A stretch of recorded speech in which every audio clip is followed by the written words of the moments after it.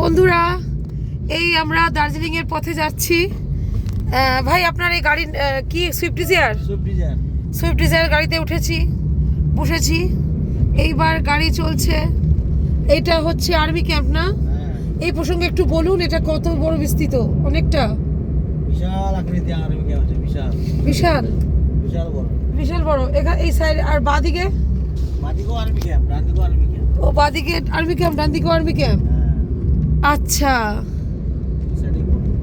এগুলো বাড়ি, এগুলো হচ্ছে সিভিল লোকের বাড়ি।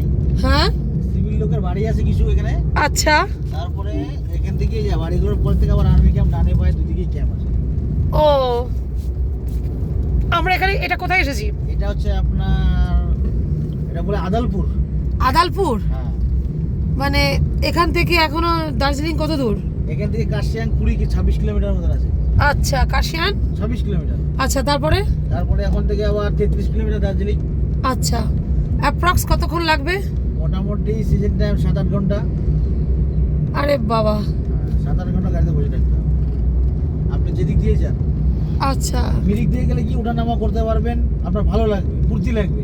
ওঠানামা করলেন, ঘুরে আসলেন, আমি বসে থাকবো, আবার গেলেন কিছুদিন, আবার একটা পয়েন্ট পড়লো, আবার ঘুরে আসলেন, আবার গিয়ে এসে বসলেন। তাহলে কি হবে, বাইরের ফিলিংসটাও পাইলেন, গাড়ির ভিতরে বসে কিছুদিন গিয়ে আরাম পাবেন। আমরা এই যে ঘুরছি, ঠিক আছে। এখন এটা বন্ধুরা দেখেছেন কি সুন্দর। হ্যাঁ, এটা আর্মি ক্যাম্প না? ডাইনে ভাই, ও বাবা, আচ্ছা আচ্ছা। দেখুন বন্ধুরা, দার্জিলিং এর পথে যাচ্ছি, এখন সময় লাগবে অনেকক্ষণ। আপনারা দেখুন,